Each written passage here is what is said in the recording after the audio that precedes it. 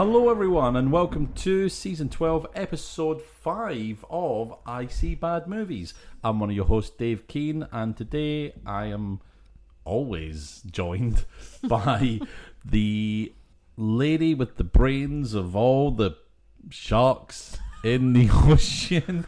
You're really struggling with this one, aren't you? I'm really struggling for this one. And look, I'm struggling because, right, this film, as everybody knows, is called Shark Week. Yes. Right, and the Discovery Channel has a whole week dedicated to sharks. Yeah. Right, and I've never watched it. No, I me assume neither. it's a lot of shark documentaries, or it's just epic footage of sharks Yeah. taking out people. Is it a little bit from column A, a little bit from column B? I just don't know. Yeah. I'm not a shark aficionado. Maybe you should Did you be. get the aficionado? Yeah. Thank you very much. I chose to ignore it. Oh. Maybe we should be if we're watching a season of sharks. Yeah. Maybe we should have a bit of knowledge about sharks. But I don't even think the filmmakers have knowledge of sharks. True. Because in Sharknado, when a shark flies out of a tornado, Yeah. I don't think its first thought is, oh, as I'm flying, let's take this person's arm off. Yeah. It's pretty much just, Probably disorientated. oh my God, Yeah. what's happening? Splat. I've hit the ground at 50 miles an hour. Yeah. I'm a dead shark. I am not now attacking people. So I'm not sure. Sure. I just don't know. Yeah. So yeah, we're watching Shark Week. And this is a little bit of a turn up for the books because this is not a movie I have picked. No, it's my pick this week. Yeah. And the pressure's on. The pressure. I mean, don't get me wrong. I've picked movies like House Shark. I've picked movies like Captain America, the 1990 version. I did run this past you, and there were two movies. Mm-hmm. And I said, it's between these two. And we both said Shark Week has just got the edge. Oh my God, what even was the other one? The other one was... Oh no. No, what was it? Do we want to say? Are we likely to watch that one? Sand Shark. Sand Shark, that's it. Sand Shark. Now, I've never seen Sand Shark. I've I've never seen Shark Week. I've never seen either of them. So, The trouble with this season is there are 10 million shark movies. yeah. So you can go on Amazon Prime and you will just get reams and reams of shark movies. Yeah. So it is actually really tricky to pick. I'm just putting this all in here now in case it's shit.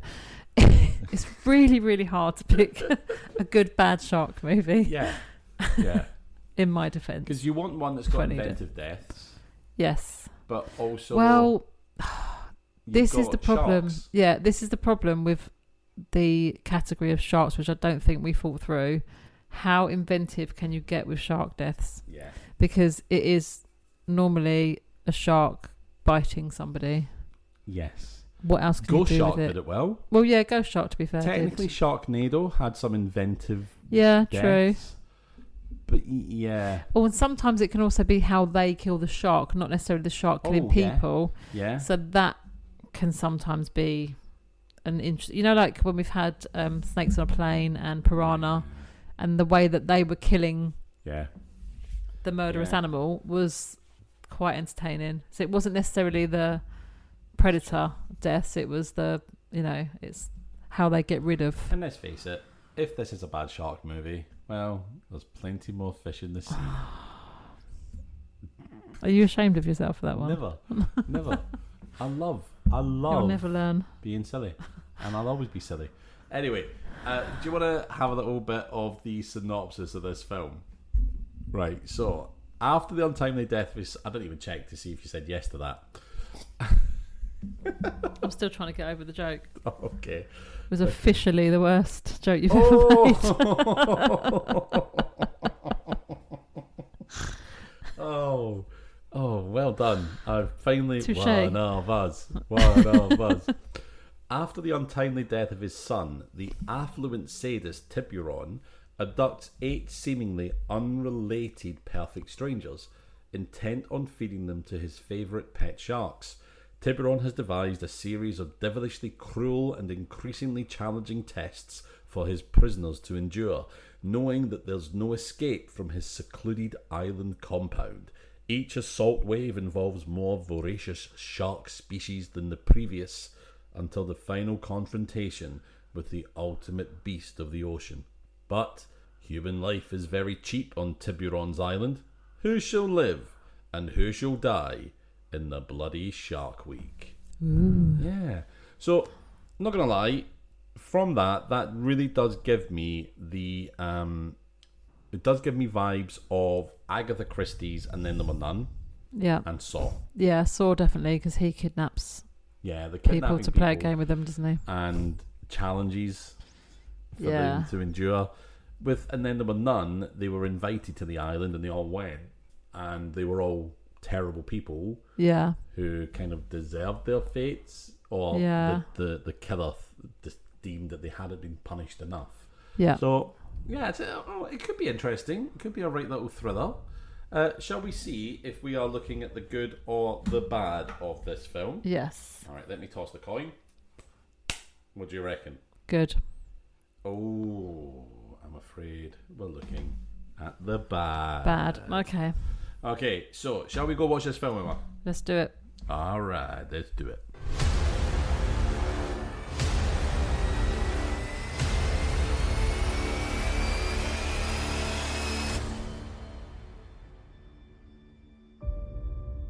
Oh, hello, Emma. Welcome back. I'm sorry. Oh, yeah. Sorry is right. That was... Ooh, that was certainly a movie.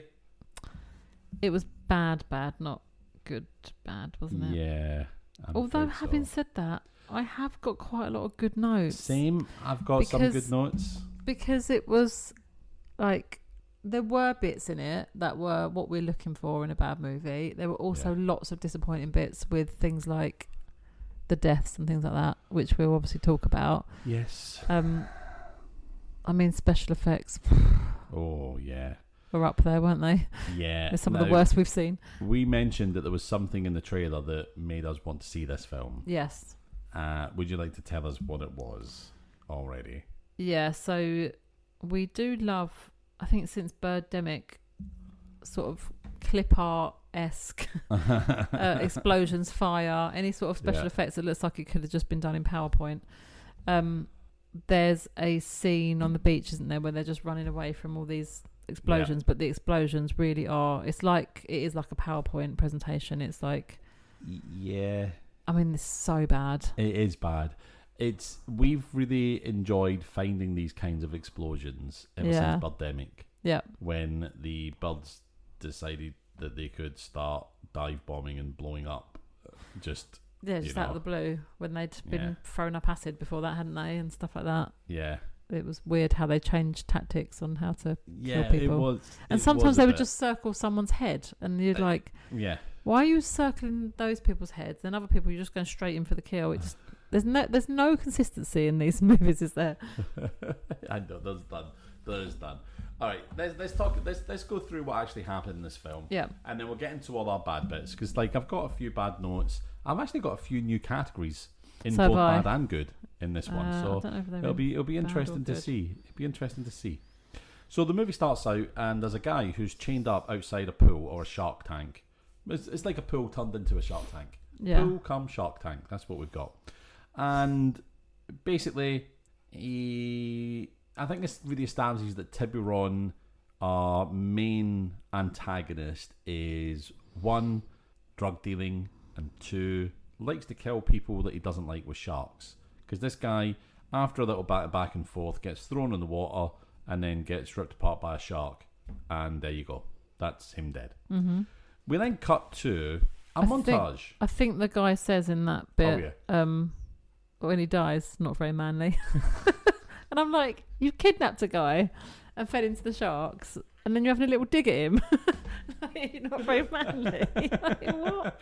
The final insult. The cheek of it. The nerve.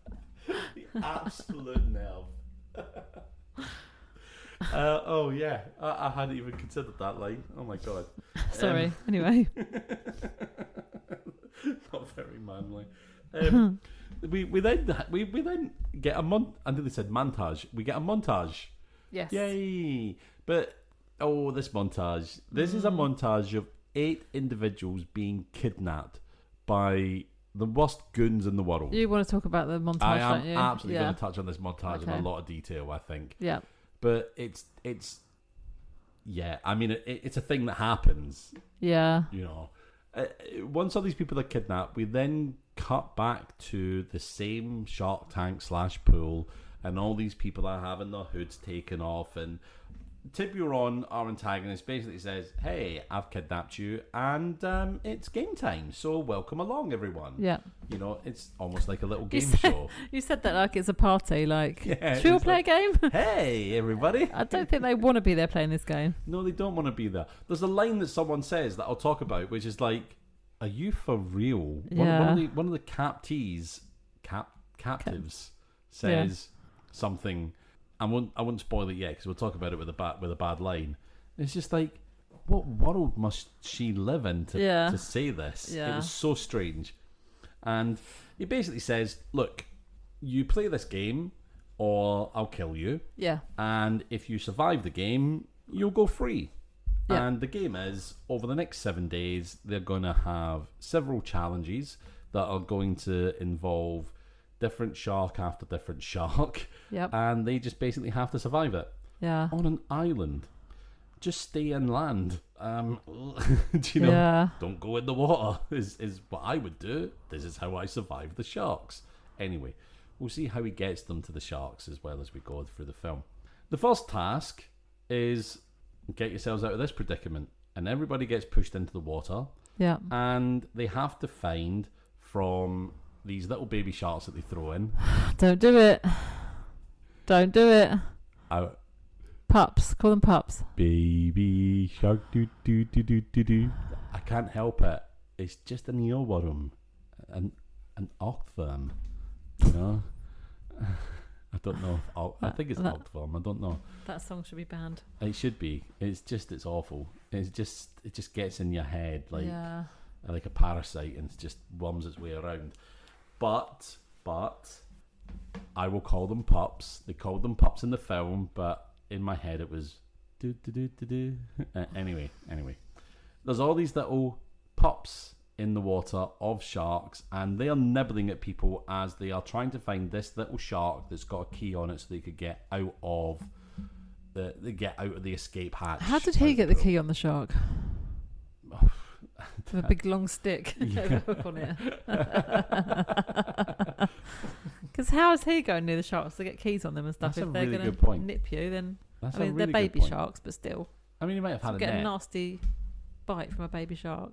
Maybe he was like crabbing. And How's it attached to the shark? Do we know? Is it like it was like a leather loop around the shark. What if it fell off? Yeah. And they're in the water for ages trying to find this shark. And it's not there. The key on it, and it's down at the bottom of the pool. Yeah. They can't see it now because the pool's full of their blood. Oh.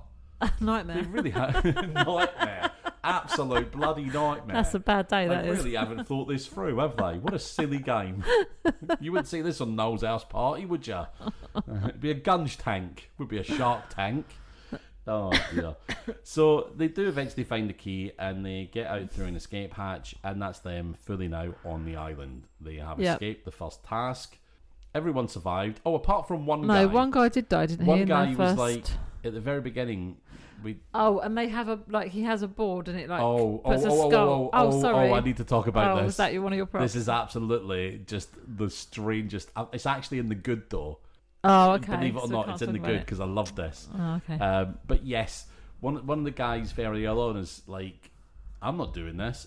So they just push him in the water and he gets killed by the shark pups instantly. Because the shark pups, when they team up on one person, kill them quickly. But when there's 7 other people in the water, they don't really do much damage. They just nip you a little bit. So inconsistent sharks. Yeah. Inconsistent sharks. We're used to that though with these movies, aren't we? Yeah, we are. So they get out. Most people are alive. 7 are left. Yeah. And they're now on the island for proper. Now, they spend the first night and they wake up the next morning and they've got their very first kind of challenge.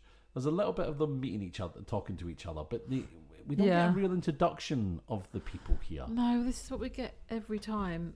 They'll spend half an hour on stock footage of like the same scene, but we don't actually get introduced to the characters properly and get told their names, and or like there might be the odd name here and there, but you don't really go, oh, that's Brad and he's so and so's brother, and we get to the end of a film quite often and we're like, oh, I think that guy, or we find out really late, oh, that's so and so's boyfriend, or that's so and so's like brother or whatever. We're not introduced to them in the beginning. Yeah. So we're kind of guessing who's who, aren't we? That's it. And I think they've kind of done that on purpose on this film, because there's a little bit of a mystery as to why they're on the island. But we could know their names. But we could know their names. Yeah, they could introduce themselves and go around. I don't think they do that, do they? They don't go around and go, oh, I'm so-and-so. Hey, I'm Holt. How you doing? Blah, blah, blah. Yeah. Or even in this kind of card that flashes up as people die, they could have just put their name on that card. Yeah. Do you know what I mean? That would have been really helpful. So they kind of get to know each other a little bit. There's one guy that's an EMT. We know that much, and you kind of learn a little bit about them, but you just don't know their names. Yeah. And they have their first task. The first task is, what is the first task? Oh, they go kind of walking about a little bit on the island, don't they? They're walking about on the island a little bit. They have to walk about a bit, and then is it in the cave? Yeah, it's in a cave, but and again, I want to talk about this in a bit more detail, but they decide to stop and have a little conversation, and then there's a cave in, and they fall down into a cave of water. Yes. So I really want to talk about the logistics of that when we get to talking about our bad bits of the film. Yeah. So they're walking for ages, then they just decide to stop, cave in, they land in a cave. Oh, surprise, surprise! This is their first. The second challenge. The first main challenge of being out of the original shark tank. And they're in 3 feet of water, and there's a hammerhead shark. Yeah. And they're like, oh, well, we've got to deal with a hammerhead shark now. And the EMT guy buys it. He dies. The different challenges aren't really that different, are they? No. Pool of water, shark, you got to survive it. They had this idea, though, where they're like, well, sharks can drown if they don't keep swimming. Or if you pull them backwards. And they've all been chained up, but the key that they found also unlocked their chains, and they've got these chains. So they have this idea about, looping it over the back of the shark and dragging it back in the water until it drowns. Great idea. But unfortunately, you are dealing with a massive animal who wants to bite your face off. Yeah. The EMT guy dies. They kill the hammerhead shark. A gate that was over the cave opens up. They leave the cave, and then there were 6. Okay, so they're left with 6 of them. They move on a little bit. They have a little sleep outside of the cave that they were in. This is where I'm thinking I wish I'd have watched Shark Week, because how does a hammerhead shark's vision work? Because aren't the eyes on the... Oh, he says in the film. Oh, does he? The hammerhead sharks are bottom swimmers. Because the way their eyes are positioned, they're always looking up. That bit. So it's harder to see them coming because they don't crest over the water. Because their eyes are really far apart, so they have a field of vision that matches up. So they have a bit missing in the middle. I don't know. Rabbits and animals that are on the side of their head. You can stand right in front of some animals. Yeah, and they won't see you because their vision is from a certain angle to a certain angle on the side, isn't it? Which must be really weird. Because its predators have got eyes facing forward. Yeah. Whereas the prey have their eyes on the side because they're like... Their vision must be really odd then. Yeah. Because they're just seeing a bit over here and a bit over there. But I imagine not the middle bit. Well, I imagine they're used to it, but we can't imagine it because our eyes are facing forward. Hammerhead sharks is going around going, oh, fucking evolution, I'm so goggly-eyed. I can't fucking see anything in front of me. I can't see Keep nothing. bumping into shit. Bang. Oh, not again. My bloody nose. Oh, do you know what? We could have asked Cody in Sharks versus Mermaids. He turned into a hammerhead shark. You can't talk to the people in the telly, don't you, David? I like to wish that you can.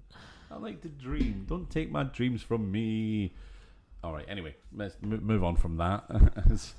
My shattered dreams. Thanks again, Emma.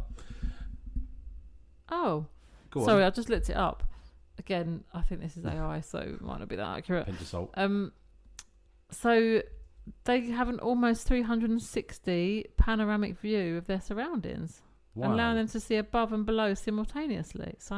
Oh, so the film lied to us. Because their eyes are positioned on the far sides of their head, scientists used to believe hammerheads had a major blind spot right in front of their snout. However, studies have shown that they achieve incredible depth perception. Wow. Binocular vision. So, yeah, naturally panoramic. So they can scan their entire vertical and horizontal environment at all times, making it nearly impossible for anything to sneak up on them. So you can't even sneak up behind them. So this is even harder, this challenge, than we thought, because that shark can see you wherever you are. Well, if in within the vicinity, not if they're like you're on the other side of the world. No. I can just imagine the hammerhead shark around it going, "What's that Dave Keane up to?" Oh, there he is. Yeah. In his t-shirt and shorts. There he is. Yeah. Oh. So they do actually have great vision. I have a newfound respect for hammerhead sharks. Well, according to AI, I mean, I should really check my sources. Yeah. But in fact, hammerhead sharks can see nothing. They're famously blind. Yeah. AI's like, if I look up an actual, sounds right. Let's go with that. Yeah. We'll make this shit up. Glug, glug, glug, glug, glug. Yeah, that will do. Anyway, right. So they're sort of standing there chatting, blah, blah, blah, blah, blah. And they're like, well, one guy is like, oh, this is awful. I don't want to be doing this anymore. And one guy goes off hunting around the woods and he finds a knife just stuck in a tree randomly. And he's like, here, why don't you take this knife and go and end it all? And he's like, and the other guy's like, oh, no, actually, I take it back. I'll be all right. But then he does take the knife and he goes and cuts some of the hammerhead shark's teeth out. And they're like, yeah, we can attach these to sticks to make spears and all that sort of thing. Anyway, they go moving on. And they are wandering around. What is the second task? I can't remember. I know they're in the cave a couple of times because I've got a couple of scenes in the cave. But I can't remember. No, why can't I remember the second task? Is it a tiger shark, isn't it? Oh, tiger shark, yes. Yeah, so but tiger sharks are small, aren't they? Not particularly small, no. No, tiger sharks aren't small. They're quite vicious. They're quite thin, but they're still quite long. They're not fat, big and wide like a great white or something. But before they get to the other task, they're walking along again, and they get to a beach, and they're like, well, we don't want to go that way because we're going to be walking in a big circle, so we better go this way. We can't go under it, we can't go over it. Let's go through it. We're going on a shark hunt, right? Oh, I'm bringing out all the little kid stories today. Sorry. Tiger sharks are 10 to 14 feet and they weigh between 850 and 1,400 pounds. Welcome to Shark Week, everyone. And there was tiger sharks, wasn't it, that was responsible for most deaths of humans. Minneapolis. Yeah, tiger sharks have a particular taste for humans, apparently. Yeah. We are tasty morsels to them. But it did give us one of the greatest speeches in movie history in Jaws. So there we go. They decide that they're on this beach and they're like, oh, you know what, let's go this way instead. And they start walking, and then all of a sudden someone steps on a landmine. Oh shit, they're on a landmine. So everybody then kind of gets through the landmine, and one of our heroes, as it were, goes like, oh hey, you know what, I'm gonna get you and I'm gonna pull you off the landmine, we're just gonna run for it. And they run for it, and the landmines explode everywhere around them because the only person that could do that is Liam Neeson, because in Taken 3 he gets out of 2 or 3 explosions and just walks. Is it 3? I think he just walks away from an explosion. One of them, he's in like a lift shaft, I think, and he just walks out, not a scratch on him. Yeah, literally just walks away from it. Not even a hair out of place. No, it's like okay, literally impossible, but. In Taken, his name is Brian. I know, most boring. Sorry to any Brians out there, but apologies, Brian. Give him an exciting name. Brian. But then I guess that's unrealistic, isn't it? Because you wouldn't people do just have normal box standard names. They're not called like Troy or actually somebody at work is married to somebody called Troy. But you doesn't mean you're going to have a heroic name just because you're in that sort of job. I guess you don't have to have a heroic name, but Brian. Yeah. Brian. And my dad's going to come and save me. Oh, yeah. But you've also got to make Superman? No, he's Brian. You've also got to make it believable. Yeah. Because you wouldn't call your son like Hercules or something. Hercules. Do you remember in COVID when the COVID was put out there to attack our Bryans? Do you remember that? Remember someone put I don't know if it was a tweet or a Facebook status. Someone had put up status that said, COVID's a scam. They're just trying to get into our Brians. Like, they obviously meant brains.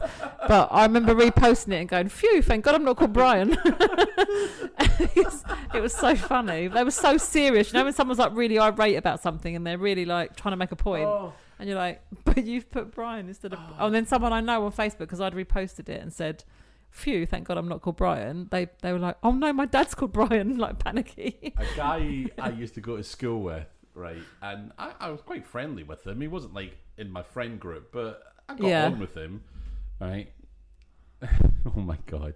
I saw him driving his car during COVID. Yeah. And it was covered in like writing. He painted on his car all these sort of conspiracy theories about COVID and how we should wake up, and I was like... On his car? Yeah, it was, you know, like a weird guy just...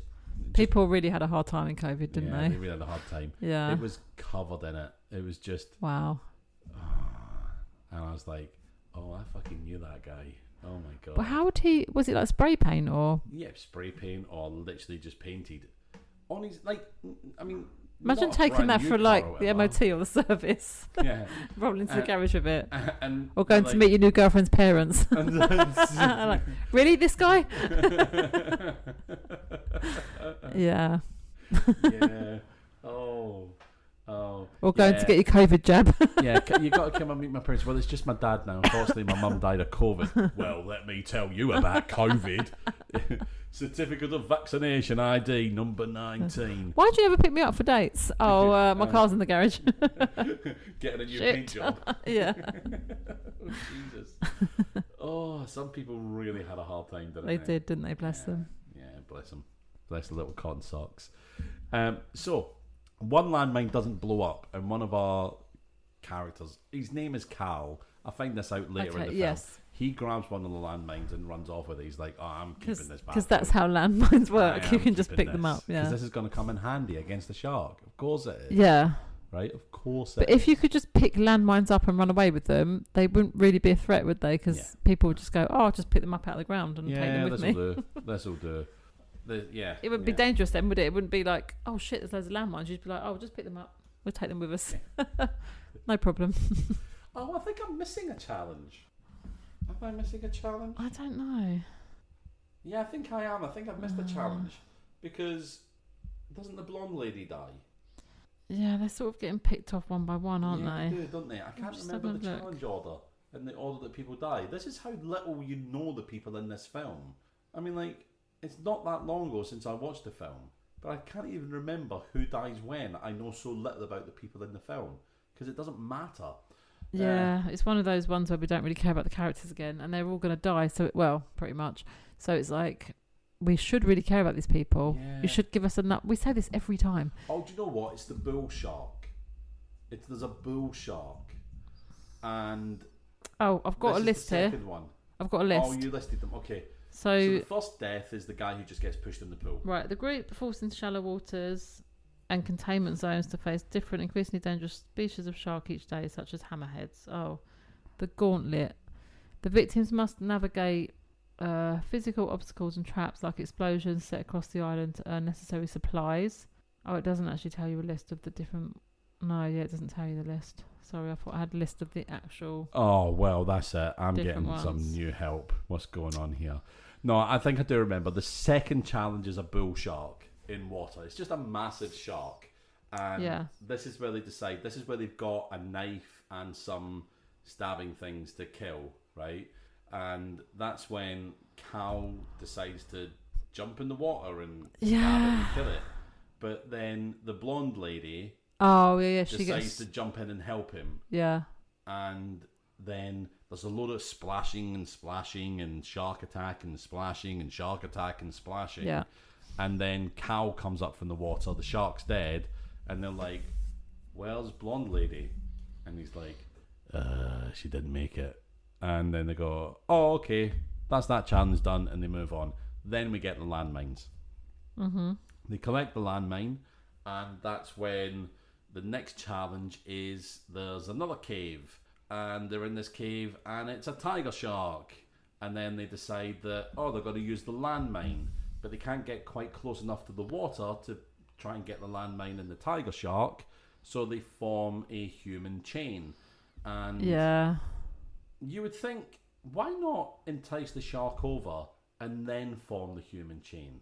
Because they form the human chain and they're hanging over the water and they're really struggling. Yeah. Because that's hard. Yeah. Trying to hang people over something, you know, the one person at the top is carrying the weight of 4 people, and the next person's carrying the weight of 3, and you know you're going to tire out really quickly, and then they're not quite close enough. So one of our captives is like, I'm going to help. I'm small. I'm light. I can help. Yeah. This is our resident junkie. She was kidnapped from a crack den, and she doesn't really value her life very much. And we find out actually that she was like a narc. Is that right? Yeah, she was a grass. Yeah. She told the police where Tiburon's son was for him to end up being killed in a drug deal gone wrong. Okay. Yeah. So she hangs off of the end of this human chain with the mine and tries to get it into the tiger shark and blow it up into its mouth. But they lose their grip. She falls in the water. Everybody falls in the water. They try and get to safety, but she's stuck on like a stalagmite thing. And she's like, go without me, I'll be okay. And she distracts the tiger shark. Tiger shark attacks her. She sets off the mine. Kablooey, tiger shark dies. That's the end of that task. Yeah. We've now got... What have we got? We've got 5 people left now. Okay, out of the original... Sorry, no, we've got 4 people left now out of the original... Well, how many have we 8? got Did left? you say 8 was in the beginning? We had the 8th guy die first. Then we had the EMT guy. Yeah. And that makes 6 left. Then we lost Blonde Lady. And then we lost Junkie. That leaves us with... Oh, wait a second. I held up 10 fingers to do that. Let's hold up 8 fingers. Pool guy, EMT guy, Blonde Lady, Junkie. That leaves 4. Oh, yeah. Regan, who works in the prosecutor's office. Yeah. Then you've got a guy who was she's a prosecuting judge, I think. And then you've got a guy who was a prosecutor. And then you've got a guy who was a detective. And then you've got a guy who worked for Tiburon. Yeah. Who should have been in Tiburon's son's place at the drug deal. Oh, okay. But then was not there. So Yeah. Tiburon blames him because without that his son would be alive. So these are the 4 that are left. And then they've got another task. Okay? Yeah. They find a harpoon in the sand on this beach. And then they're told, and your next task, if you survive this task, you're going to get a boat and you can get off the island. Yeah. And they just walk into the water because they assume that's where the task is. They're not told to go in the water. They just go in the water. And there is some sharks out there. I don't know what types of sharks they are. It's not a great white. It's some types of sharks. Yeah. Anyway, out they go into the water, and one of the guys is stabbing at a shark with a harpoon. The shark is like, I don't really like that, so bites his leg off, takes him down, and then the prosecutor and Regan, he pushes Regan into the water so he could get away from the shark. But the shark doesn't go for Regan. The shark goes for him, takes him out. So that's 2 people dead in this challenge, leaving just Cal and Regan alone. Mm-hmm. Okay. Then Regan and Cal get to the final challenge. They're given a dinghy. Yeah. This is how little happens in this film. They get to a dinghy. Yeah. And Tiburon says, oh, hey, now you've got to get over to this bit of land on this dinghy. And if you do, you're free. Ta-da, there you go, that's it. So they got on the dinghy, and the trouble is they've got a great white shark to deal with. And the 2 of them on this dinghy, they're too heavy for it. And it's not moving, and it's kind of half sinking. So Cal's like, Regan, you know what? You go. I'm going to distract the shark. You get yourself to safety. And then she's like, I'm not doing that. He's like, you've got to. if we both stay on the dinghy, we're both going to die. Yeah. This way, you can get to the other side. Yeah, he's basically like, if I'm in the water distracting it, you've got a chance of getting away. If we're both in the water, we're not getting away. She's like, okay, but when I get to dry land, I'm going to try and distract the shark so you can get away. And he's like, yeah, all right, whatever. Yeah, I'll be dead by then. Yeah. But there has been a little burgeoning romance going on between these two, because there always has to be a romance in these films. Yeah. Right?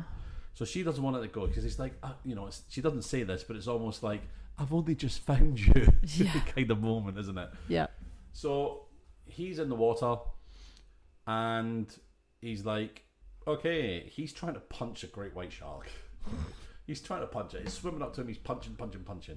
And then she comes back up to him in the dinghy, and she's like, no, get on. And he thinks he's killed it, actually. He thinks he killed the great white shark, because, it's a very toxic trait of men, isn't it? Yeah, I reckon I could kill a great white. Yeah. Yeah, I'll get in the water. Yeah, I'll just like punch it a bit, stab it. That'll do it. Change back to reality. That ain't exactly what's going to happen, is it? But they're on the dinghy, and I'm like, oh, brilliant, I'm okay. But then the great white comes back, knocks the dinghy flying, and they both of them go in the water. Yeah. Cal gets eaten by the great white. Regan makes it to safety on the land. And she's then clobbered over the head by... Oh, I don't think we've mentioned, Tiburon has like a right-hand woman called Elena. Like his partner, isn't it? They're like together, aren't they? Is a psychopath. Yes. She seems to be a little too excited for the shark kills, not going to lie. She doesn't want Regan to get away. So on the beach, she clobbers Regan and she starts fighting. They start fighting on the beach, and then the fight is interrupted when Elena stands on a landmine, gets blown up. The harpoon that she was going to stab Regan with flies off, lands in front of Regan without even... I thought this was amazing. Without even stopping to take a breath, as she's running, the harpoon lands on the floor next to her, and she grabs it to run by. Yeah, I want to talk about that scene. Oh, yeah, cool. I won't say any more. And then the next thing you see is you've got Tiburon standing on a cliff's edge, waiting for Regan. Regan turns up and is like, oh, fuck you, man. And he's like, you can have a boat, you can leave, congratulations, you've survived, you've won. And she's like, nah, I'm going to kill you.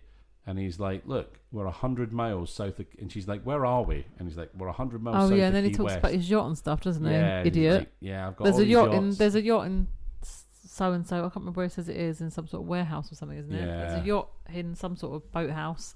And I'm like, well, you've just told her that there's a boat that she can get on. I mean, I wouldn't know the first thing about driving a boat. I wouldn't know. But is that what you do? Drive a boat? That doesn't sound right. Yeah. Do you drive it? Sail? You'd sail a boat. Do you sail it if it's not a traditional boat? If it's like a yacht or is it still... Yeah, I suppose it is still sailing, isn't it? I'm going to go with you ride a boat. Ride a boat, okay. I'm going to go with... I wouldn't know how to ride a boat. No, row your boat. Oh, yeah, of course. Row your boat gently down the stream. She wouldn't necessarily know how to get on a boat, and also, you've got to be able to navigate. That's just the biggest... Tiburon, don't forget to scream. If it's just the big expanse of water, and you're miles away from anywhere, if you don't know how to use the navigation on that boat, you ain't getting anywhere, are you? No, you're not. You're very quickly going out into the middle of nowhere. Yeah. And B, you've got to know how to use the navigation. Yeah. Yeah, you do. It's not like a road, is it, where you go, oh, I think I can work this out. If I turn right down here, there's road signs and stuff. It's the sea. I love how you're like, you got to know how to ride it. You've grasped onto the ride idea. Yeah. But one thing Tiburon says is, we're 100 miles south of Key West. She's like, so we were in international waters? Yeah. And I don't know if international waters applies to an island, because you're on land. So that land is probably... I don't know if all islands in the world come under some other country, or if you're on a land, international waters doesn't count. But she's like, we're on international waters, right? And he's like, yeah. So then she goes like, well, I'm going to kill you then. And she stabs him with a harpoon. But you can still... You can't just get away with crime, can you, in international waters? I don't think so. No, I think you still can get... But it's like... Because I think I looked this up when she said it, because I was like, is that right? Can you just be... And it's like, yeah, you can still be committed of a crime if you're in international waters. So it doesn't give you a free pass to kill somebody. Yeah. So I'm not So what quite does it sure. say? It said, no, international waters, the high seas, are not a lawless zone. No. Under the UN Convention on the Law of the Sea, no country owns these waters, but seafarers remain strictly subject to flag state jurisdiction, meaning the laws of the country where your vessel is registered travel with you. So while you can navigate, fly over, conduct marine scientific research, or fish under international conservation agreements, you cannot get away with anything. Serious crimes like piracy, human trafficking, unauthorized broadcasting, slave trading, and drug smuggling are subject to universal jurisdiction, meaning any nation's navy or law enforcement can intervene. All the fun stuff. All the fun stuff. Can't do any of the fun stuff in international waters. None of it. None of it. So yeah, Tiburon's dead. Regan walks away. Movie ends. Look, if that sounded like none of that made any sense, it doesn't. And this film just rolls along. Yeah. Ultimately, all these people had something to do with the death of Tiburon's son. All of them. They did, yeah. Whether it was the EMT that couldn't save him, the prosecutor who was That's unfair, though. The EMT's unfair. Yeah, because, I mean, as a healthcare worker, you go into work every day with the intention of saving lives. Yep. But that's not always possible. No. If someone comes in with life-threatening injuries, it's case by case. Like they can do everything they can. They can be absolutely on their game, but sometimes you can't save someone's life, so you can't blame him for that. It's not like he's deliberately let his son die. He's done his best, and it's just not. That day's not worked out. That case hasn't worked out. But well, your best wasn't good enough. But then he's like, there you go. "I'm gonna now kill you." Like that's that one's really unfair. And also, even the people in the courts and stuff, like if your son's a criminal, you're again just doing your job. Like if he needs to go to prison, he needs to go to prison. It's not. You can't be angry at them for it. Just that's tough, really, isn't it? Yeah. No, I know it was a bit. The whole film was a bit. Ugh. Yeah. Nothing really happened, although several people died. It was quite boring, wasn't it? And it was a bit boring. Luckily, it was only an hour and a half. Although you've got adverts in there, so it's a bit longer than that. There were quite a few adverts in that one, and it really got on my nerves. Not gonna lie, but I do have quite a lot of notes. I have a bad scene. I have a couple of bad scenes. I have several bad scenes. I've got bad lines, bad montage. I've got a bad prop, and I've also got a bad fight move. I've got a fair bit of bad. I've got loads. I've got scene. I've got a bad plan. That's a new one. Oh, nice. Okay. I've got a bad sound effects, bad prop, bad death, bad editing, and bad lines. Okay. So quite a lot. Okay. Yeah. Quite a lot. Do you want to? Shall we hit the audience with a couple of the new ones? Yeah. Like bad editing. Go on. Right. So I put this down as editing. I guess it comes under that. So there's just a couple of bits where there's one bit at the very beginning where they're showing some sort of office building. I think it might be when someone gets kidnapped or just before, and they just speed up the scene. It's just like in 2 times or 3 times speed, just for no reason whatsoever. What was that? That was really odd. They just like speed it up and then it just goes back to normal and it doesn't speed up again, I don't think. But it does, another scene, it does just slow down. It goes slow motion. And I'm like, what are you doing? It's not achieving anything. Yeah. And it's like, you can't just do like, speed it up, slow it down. And then the rest of the film's just completely like, I don't know what they were thinking. And then we also, similar to, was it the last movie we watched? Loads of shaky camera work.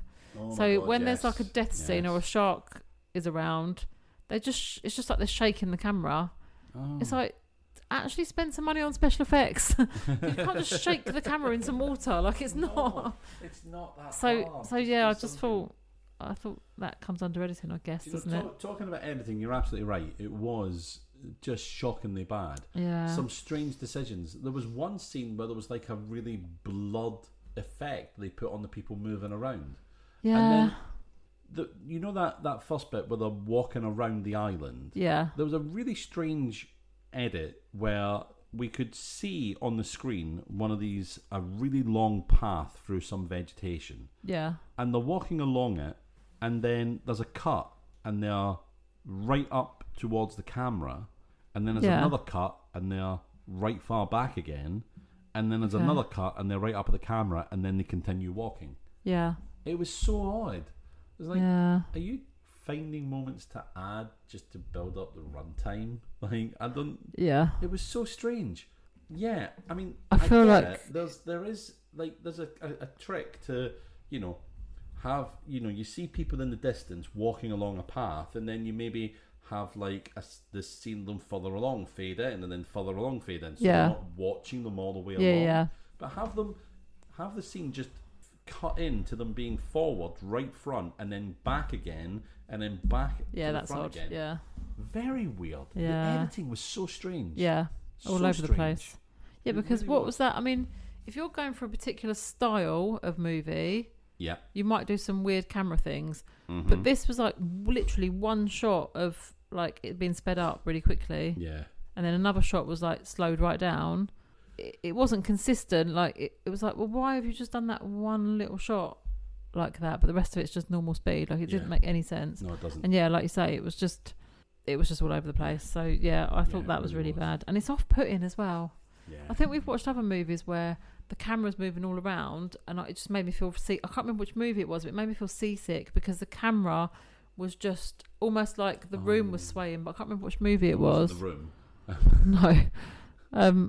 Yeah, I can't remember which it was, but I remember saying to you, I feel seasick because this camera is just like all over the place. It was almost like swaying back and forth. It was awful. I think, you know, different camera things can be used to good effect for certain things, but this is just done properly and for a reason. Yeah, it's just way too much. Way too much. All right, I want to talk about fight move. There was a really bad fight move in this film. Yeah. When Alina, Tiburon's partner, I really don't know. He doesn't seem to give a shit about her, does he? So I think really, maybe just the lover. Yeah. It's not somebody who's desperately in love with, is it? It's not like a... definitely not. So this is when she attacks Regan, and they have a little bit of fist fight, but Alina gets the better of Regan, and she's on top of her, and Alina grabs Regan's head, and she's banging her head back into the sand. Yeah. Sand, Emma. Yeah. Famously soft. A very soft and surface. It moves as you put something onto it as well. And I'm like, I'd understand if that was concrete. Yeah, if that was a rock or something, then But no, it was sand, Emma. Yeah. It's just sand. She might get a bit of a headache, so but no surprise when Regan then gets the upper hand. Yeah. And starts to get out the way, and then that's when Alina stands on the landmine. It's like, you brought this on yourself, Alina. Yeah. You nut job. Absolute nut job. What a stupid thing to do. So that had to go. I've never had a bad fight move before, but that, Alina, well done. You're our first bad fight move. Maybe the next bad fight move is when the next bad fight move was in Spawn, when that woman tried to kick the guy, the armored man, in between the legs, and his little belt buckle shot out and grabbed her by the ankle. Oh, yeah, do you remember? Yeah. Terrible thing. Oh, this guy in armor. Let's try and kick him in the nuts. Yeah. Mm-hmm. Probably not. How did that work out for you? Probably not, love. Probably not. Not very well. You had another new one. What was my other new one? Yeah, a plan. Yeah, bad plan. Right, so because I do think I was thinking about it, and I was thinking we do have lots of movies where they come up with their plan and how to tackle the problem, don't they? Yeah. And actually, sometimes they're just absolute dog shit. So they have a conversation about how to kill one of the sharks, and I don't know if it's getting towards the end. I can't remember how many of them there are at this point. And one of them mentions that there's a sensitive spot on a shark, which if you like tickle it or rub this sensitive spot, it'll roll on its back, and you can like distract it, right? And then you can like stab it while it's distracted and rolled on its back. But all they have is like sticks, which they're not really going to stab a shark with. These are sticks with a hammerhead shark tooth strapped on the top. Which also, actually, I'll do my prop at the same time then. Oh, okay. So my bad prop is these spears, they call them, which are a stick with a shark tooth on top, like very loosely tied on. Yeah. So the tooth's not staying on. It's not, the sticks are thin sticks as well. They're not thick sticks.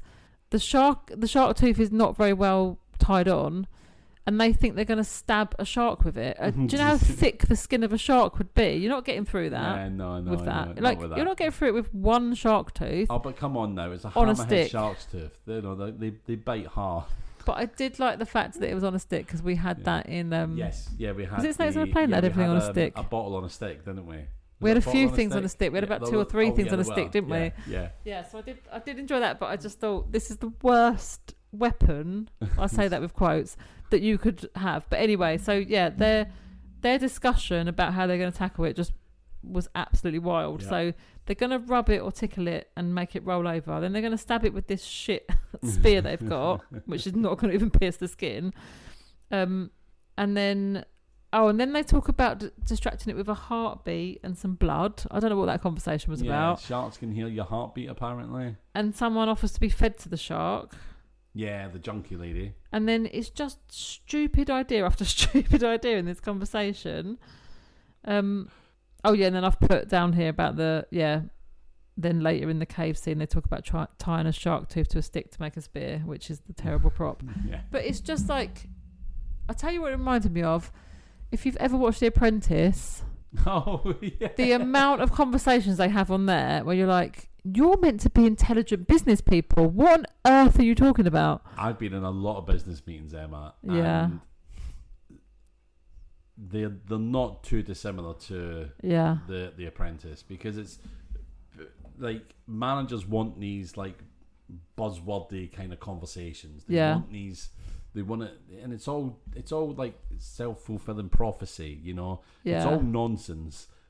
Managers want people who speak the lingo. So people, you know, they always find ways of saying the most stupid things, but with business speak. But also, I feel like sometimes people are so concerned about justifying their position that they come up with an idea, even if it's shit, just to have an input. Yeah. And you're like, you just said that so that you piped up and said something in this meeting.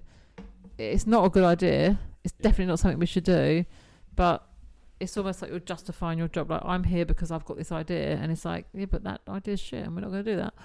But yeah, I've been in lots of meetings where I think, you don't have to say something just for the sake of saying something. Like, just stay quiet if you haven't got a good idea. My last input into a business meeting we had, a team meeting, we were put into these breakout rooms and we had to try and come up with what our value to our customers was. Yeah. And I just said to my breakout room, I said, look guys, I'm just going to tell you straight, I'm useless at these things, because when they ask me what the value is to a customer, my value is to a customer, I just think, about $10.99 probably. That'll be me. Yeah. So I said, I'll sit and chat, but don't expect any input from me. And I just sat back. There you go. Took yourself out of it. I've just instantly took myself out of it. I'm not participating. I am past the point of giving fucks for these kinds of things. Yeah. I don't care. You know? The trouble is, it does do that to you, because the amount of meetings I've been in where I come up with a good idea, or someone in the room comes up with a good idea, and you're like, we should definitely do that. And then 10 other people come up with a shit idea, but because they're a bit more senior, we're going to go with their idea, are we? It makes no sense. And it won't work, and it makes no sense, and it shouldn't be the way we're going. And it does, and it's sad, but it does make you kind of go, what's the point of speaking up? Because they're not going to go with my idea anyway. So I'm just going to go, nod and agree and go, okay, we'll do that. Knowing full well it's going to be shit. Do you know what the infuriating thing about my little breakout meeting was? And we're coming up with these like ideas of value, and you can absolutely tell that someone just went onto ChatGPT and said, I'm in a training team. How do I? What's my value to the customer? Yeah, because they were coming out with. Yeah. Anyway, we came out of the breakout room, and our manager didn't even want to hear our ideas. He's like, "Hold on to your thoughts. You've just talked about these. Hold on to your thoughts." For what? Like, another thing I said was, right, someone said, this is like, we had this North Star statement a while ago, right, that kind of encapsulated what we do as a training team, right? And I absolutely just went on ChatGPT. I don't really use AI anymore, but I used it a little bit, and I was like, give me a good North Star statement for a training team for SAP Concur, blah blah. I just said, by the way, everyone, I work for SAP Concur. Anyway, they give me a good. I think I might edit that out. Yeah. I probably won't. Anyway, give me what's a good North Star statement for this, and it gave me this North Star statement, and I just copy pasted that in, and then we had to talk about what they are. And they took little elements from what everybody had said, and they said, this is our North Star statement. Yeah. And someone in this group, after I said my piece about I'm not interested in this, someone then said, this is a little bit like those North Star statement things we did not that long ago. And it's like, oh yeah, we're probably replacing it with this new value thing instead. And I was like, and I said, here's an idea. Why don't we just, if we ask what we're asked, why don't we just say the North Star statement and see if anyone notices? Yeah. Like, why don't we just go with that? Yeah. But then they never asked us about it. Okay. So yeah. Anyway. Pointless then. Completely pointless. It is really pointless. Right. So you had your bad plan there, but you also touched on your prop. Can I touch on my prop? Because I've got a bad prop. So in the montage at the beginning of the film, it's a terrible montage, and they're going through. I suppose I'm also doing my bad montage. I'm kind of doing bad montage here as well, right? There's two of the same goons just going from place to place to place, just kidnapping random people. Some in broad daylight, some in bars, some in offices, some in the middle of the street, right? Yeah. Some people put up a fight, some people don't. One of them gets knocked out. Yeah. Right? But ultimately what happens is they drug everyone. They've got a little syringe. Yeah. To drug everyone, right? But in the very first one, in the bar, when they are capturing Cal, the detective, there's a close-up on the syringe. Yes. And there's no needle on that syringe. Yes, I noticed that. No needle. Yeah. How's that going to inject someone? Look, give us a close-up of it with the needle, but then, use a proper prop needle with, come on. Can't they just put water in a needle and like use it as a prop? Do you know what I mean? Or are they worried about getting too close to the skin? Or I don't know. I think they're worried about actually, But if a sterile needle and it's got water in it and you put it close to your skin, even if it did nick you, you're not getting any. I think in terms of insurance, right? Okay. And I was nicked by an actual needle. Yeah. I'd sue. Right. Okay. So I'm sure there are prop. But there must be prop. There must be ones that aren't a real needle. Yeah. Because how many times are you watching? Oh yeah, and you see someone. Casualty, and you see definitely there must be. Yeah.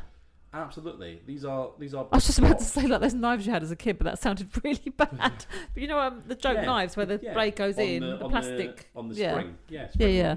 Yep. Absolutely. That sounds bad, but that's the sort of toys we had in the 80s. I mean, Chris, we used to have candy cigarette sweets. Yeah, I know. Do you know? I mean, yeah. Yeah, we all used to pretend to smoke, didn't we? What was the mad thing, right? Where encouraging kids to smoke. I know. But as kids, we had toys based upon 18-rated movies. I know. There were RoboCop toys. Yeah. There were like. Oh yeah, I never thought about that because. Do you know? Yeah, Rambo toys. There were movies that we should not have been watching. Yeah. Although, having said that, I watched recently the Child's Play, the original Child's Play movie, and I watched it with the kids, right? Because I started watching it. I don't know what made me. I think I was showing Brody it, actually. He's 13, and I was showing him, and I was going, "You've got to watch this movie because it's so bad. It'll be funny." And we started watching it, and he was pissing himself laughing. Yeah. And then we watched it, and I think Lois was upstairs, and she come down. And I was like, "Oh, actually, there's nothing scary in this at all. It's so ridiculous that she watched a bit of it. She's only 10. She watched a bit, and she was laughing as well. And I think it was rated at the time as an 18. Yeah. When it came out in like the 80s or 90s. And you watch it now, and you think, how on earth was this ever an 18? But then I guess we've got such bad things in movies now that back then that was an 18. Yeah. But we've just movies have gone a bit crazy now, and there is some real bad stuff and real dark stuff in them. Yeah. But so when you say RoboCop was an 18, actually I watched that way before I was 18. It's just because it was an 18 because of drug use, violence, and swearing. But we were all watching it before 18, weren't we? Boobs. But there's a great line in RoboCop. Yeah. When the main bad guy turns up to one of the OCP members. The OCP is the company that creates RoboCop. Yeah. Turns up to one of the OCP board members' house, and the board member's there. He's got his cocaine, he's got his hookers in as well, right? And the bad guy turns up, and he says to he just goes busting into the guy's house and he goes, "Bitches be gone." Right? It's so awful, but it's hilarious. It's such a classic line. Yeah. And then the lady turns round to the guy and goes, "Well, I see you next week." RoboCop's a great film. I love it so much. Not the sequels. No. RoboCop 2 was just too much. RoboCop 3. I hate it when they have like a good classic movie and they just make all these shit sequels with different actors in. You're like, just stop. The only time it's worked, Terminator and Terminator 2. Yeah. That was great. That worked so well. But then Terminator 3 or Terminator Genesis or Terminator Dark Rising or whatever it was. Yeah, just know when to stop. Yeah, give it up. Yeah. Just give it up. If you've made a great movie, just enjoy that. Yeah. You have to keep going. Yeah. And what's the thing about remaking all the movies now? I know, that annoys me because they're never as good. No, they're not. I haven't seen the Total Recall remake and I refuse to watch it because not great. Yeah, I've been told great. It's not very good. I mean, and the original is classic. The original was great. I think supposedly the remake follows the book more. Right, okay. Rather than this Mars mission and all that Yeah. it has. But also I watched the Running Man as well. Yeah. And I enjoyed that. Yeah. But the original Army one is... That's the one, isn't it? Yeah. You know... You can't remake... I don't know why... They just need to come up with new ideas. I suppose a lot of it's been done though, hasn't it? So it's hard to think of an original. And he's like, cool off. Yeah. Cool off. Arnold Schwarzenegger. I can't do his voice. I just wish I could do an Arnold Schwarzenegger impersonation. Anyway, where are we now? Yeah, so that was my bad prop. I have a bad line, but then the rest of my bad things are scenes. I've got a couple of bad scenes. Okay. Bad lines, bad sound effects. Oh, that's a new one. And bad death. Right, do you want to go with bad sound effect? Yes. So the sharks are making almost a roaring sound. Yeah. I don't think sharks make a roar. And I actually Googled this as well. Sharks don't have vocal cords like that. Well, the only recorded sound of a shark apparently is like a jaw click. Baby shark, do do do They do just do. hum that all day. They just swim around humming that. Yeah, they've recorded like a jaw clicky sound from a shark, but that's it. There's no... Like, this is almost a bit like a low sort of like raw... when we as humans, our jaw clicks, you're like, oh, did you hear that? That click? Did you hear my jaw click? Yeah, it's just sharks swimming around going, did you hear that? Yeah, that's when they hit the high note on Baby Shark. Yeah. Baby Shark. Oh, Bruce, will you stop singing that song? So, yeah, you're not a Baby Shark anymore. You're 18. Move out. Get a job. Oh, Mum. Sorry. I don't know what. It's been a long week. It has, been a long week. Yeah, that was just like, what? Sharks don't make a roaring sound. They don't. Like like a low growl, like on Jurassic Park, where they do like the little dinosaurs have got like this little low growl. It was almost like that, and it's like sharks don't make noise. No, they don't. Which is a bit shit for a movie like this because. Do you know why sharks don't make noise? Because there's no they're... need for them to make noise underwater. No. There's none at all. No need. No. So yeah, it's... And also, you want to be silent as a killer, don't you? Because you want to creep up on things. You don't want it to hear you come in. Like, yeah. If you're roaring, I mean, if you're a dinosaur, you get away with it because you're massive. But if you're, I mean, shark's massive as well. But yeah. But I mean, most predators, like if you think about the big cats and stuff, or like birds of prey, they are silent. I went and did a bird of prey experience, and one of them flew past my ear, like centimeters away from my head. Yeah. And it was come from behind me, and I did not know it was there. Wow. I didn't feel or hear a thing so cool, until it was in front of me and I saw it. I was like, I did not hear that bird at all. So the whole point is you want to be silent to catch your prey, surely. Yeah. So why they had them roaring, I have no idea. Not at all. So yeah, very odd. That was a very bad sound effect. Odd. Yeah. All right. You got a bad line? I've got a couple of bad lines and a couple of bad scenes. What's your first bad line?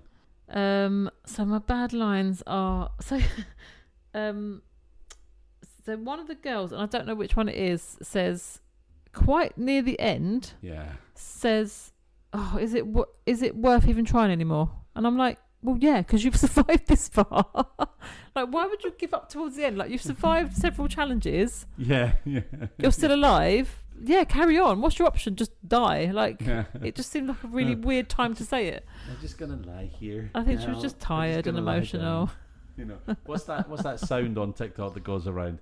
Yeah, and it's got that do do do do do do do, and it's like, yeah, I think I'll just sit here for a while. Oh, I don't think I've heard that. Oh, I don't know. I can't remember it. I think it's Owen Wilson. Is it? Him. Yeah. I might sit here for a while. Yeah, that's the equivalent of what she's gonna do. I'm just gonna sit here and die. Yeah, I'll give up. Can't be bothered anymore. Yeah, I'm done. It's this. I've got a line from the same person. Oh, okay. Right at the beginning, so she's just been drugged and kidnapped, and she just had the little hood off her head, and Tiburon's giving a little speech, giving his little speech, etc. And she pipes up with, "Do you always drug and shackle your guests?" Oh, I had that down as a good line because I thought it was just so funny. Like it was almost like would you even ask that? Like, and what's he supposed to say? Well, yeah, actually, I do. Like, 'cause it's like, why would you? What's going on in your life that you think, oh, this is normal? But it made me laugh because it was like such a ridiculous thing to say. So that's why I had it down as good. Oh, okay. That's I just thought, why would you even ask that? What is going on in your life? Actually, that was my only good line. So thanks for ruining that. Bastard. Oh, what can I say except you're welcome? Oh, damn, sorry. That's okay. You had another bad line then. I had another bad line. So it's Is it Tiburon? Is that his name? Tiburon. So at one point he says to his lover, whatever she is, revenge is like a fine wine.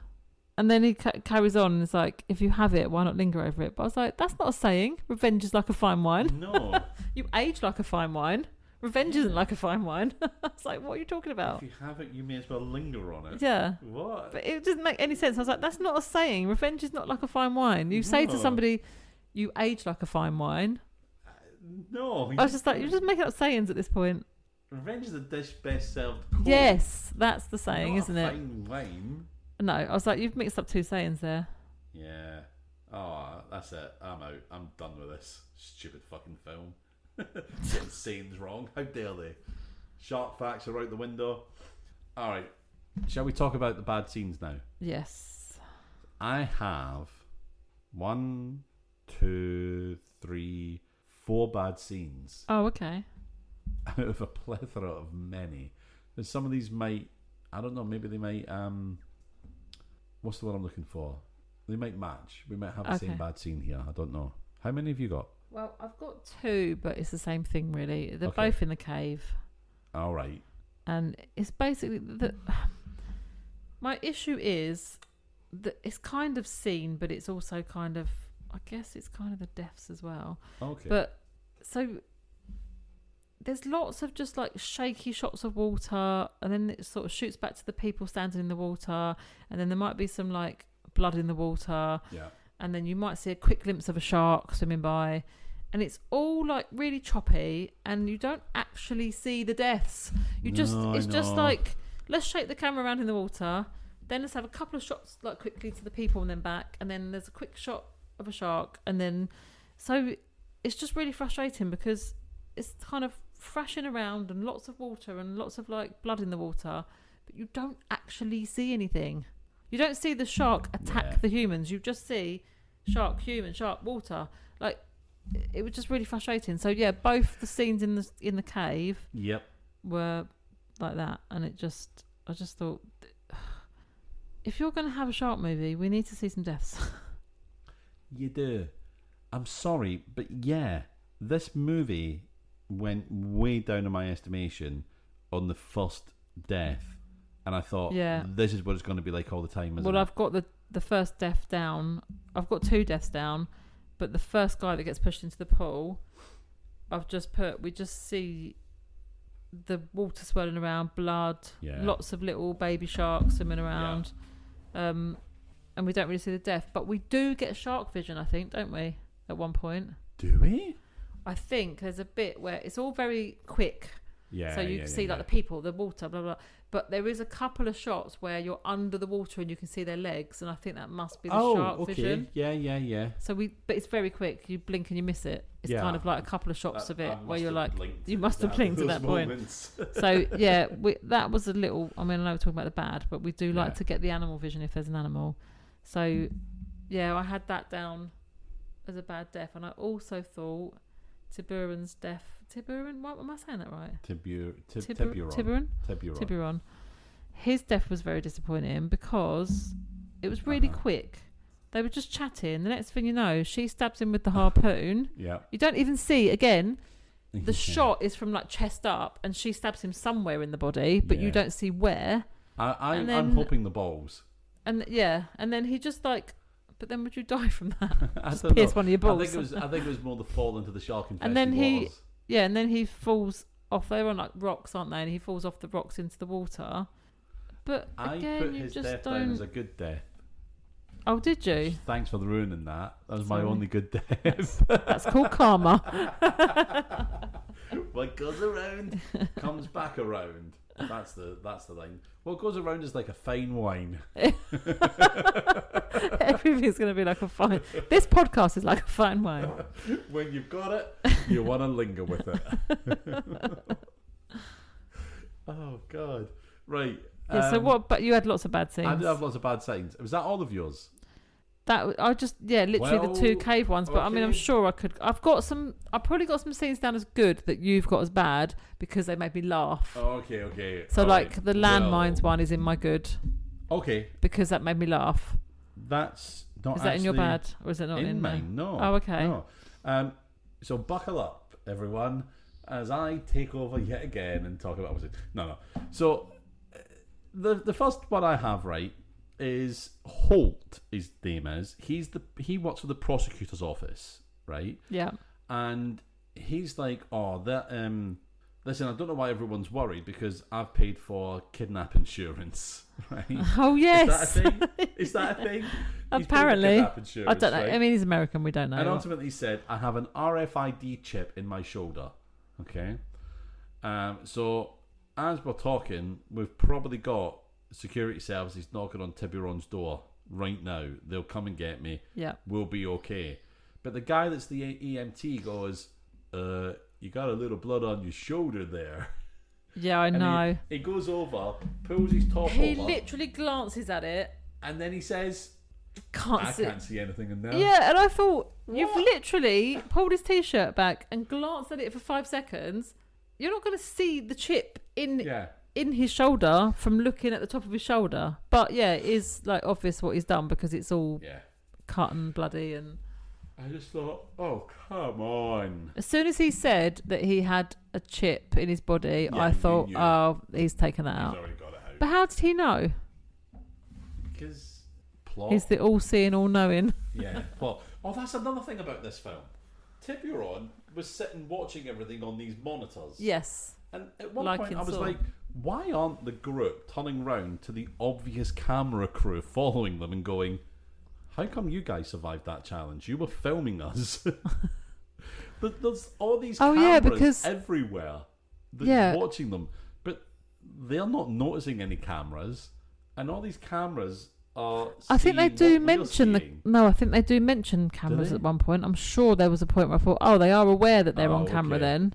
But I don't know where. This is just like an island, so where has he hidden all these cameras? I mean, everywhere. Yeah. Everywhere. There's different shots that he's... And then he also talks to them over loudspeakers.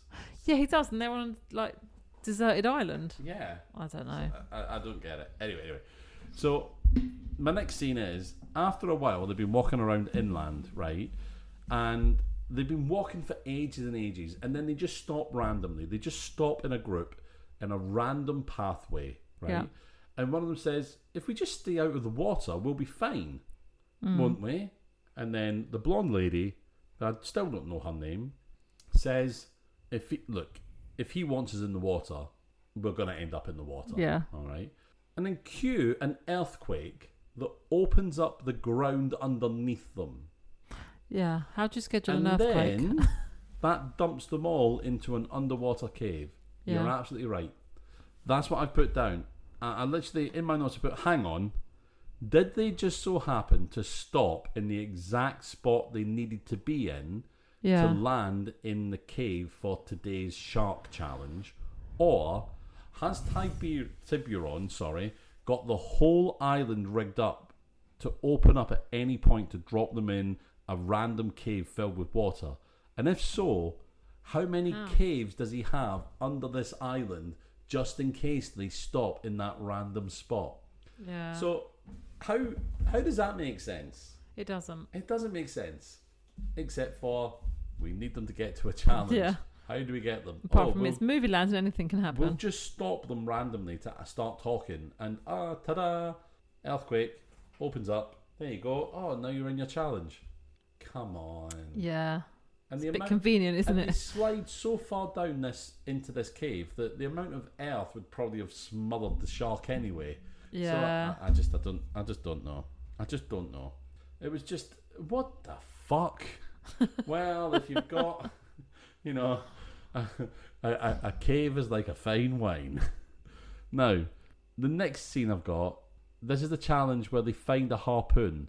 Yeah. And then all that Tiburon tells them is that if they survive this next challenge, they'll get a boat. Yes. Now, there's nothing telling them what the challenge is, but they're on the beach. So they decide just to go into the water.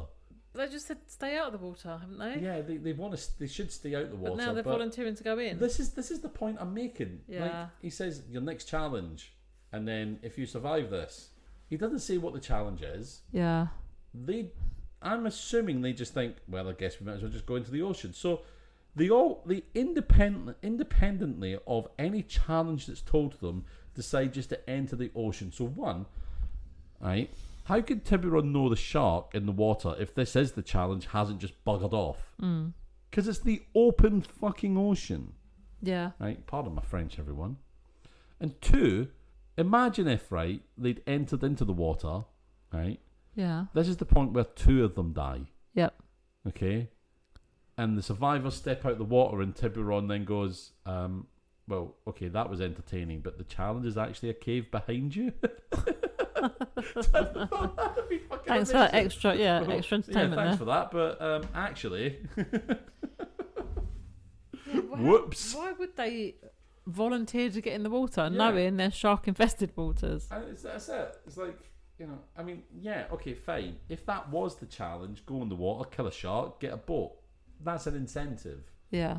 But there was nothing saying what the challenge was. No. They just went into the water, hoped there was a shark to kill. Yeah. And then got killed. Yeah. Oh, I know. Now, my last scene is right at the end when they're on the dinghy. Cal decides they both can't make it in the dinghy, right? Yeah. So he says he'll jump in the water, distract the shark while she gets to safety. And once she's ashore, she can distract the shark for him. Yeah. Now he jumps in the water, and then we get a scene of Regan rowing the boat. Yeah. But she doesn't really row the boat. She no. kind of waves the rows around, the oars around. Yeah. The rows around. Oh my God.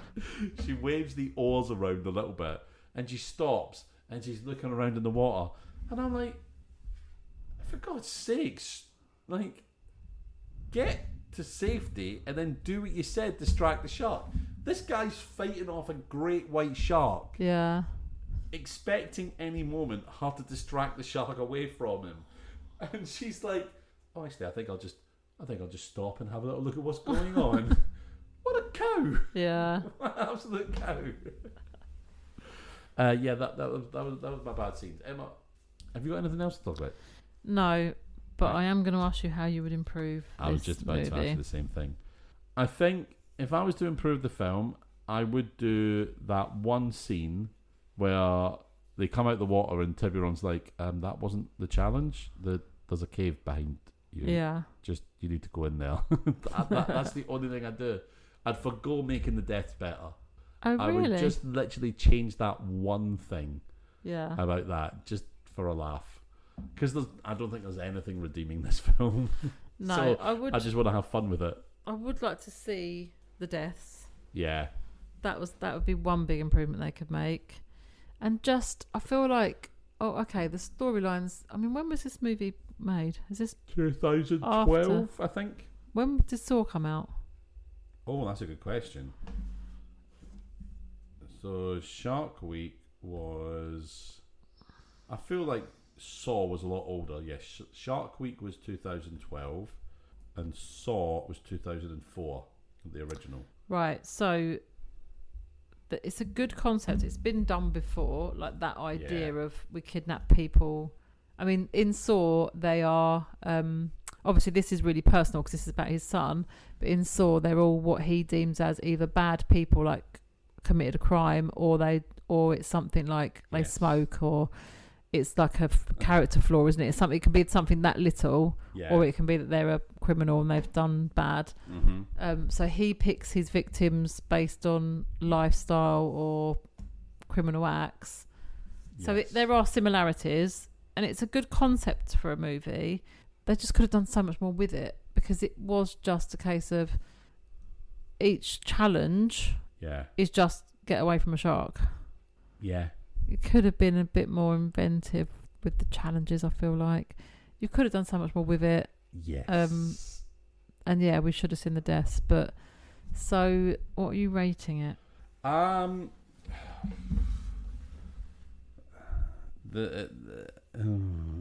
Whilst it was a terrible film, I was entertained by some of the stupidity of it. Yeah. And more what I looked into the film rather than what the film actually gave me. I had fun watching it, how stupid it was. Yeah.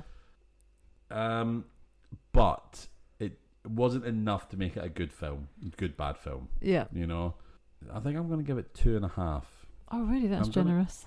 Do you think? Yeah. And I think because it did make me laugh with how stupid some of it was, and I got a lot of bad stuff out of it for talking about it, and I didn't think I would when it started. Yeah, I guess we did talk about a lot. Yeah. And I have got good stuff to talk about. Yeah. Not loads, actually. But I was going to give it 1 out of 5. Are you? Because I've given it 1 just because there is a couple of good bits to talk about, and it did make me laugh a couple of times. And I know that if it doesn't show the deaths, and it's just pretty boring. It's meant to be an action movie, and if you don't see the action, it's not an action movie, is it? It's like the concept's there, the idea's there, but you shouldn't have to use your imagination that much in a movie like this. It should be there on the screen.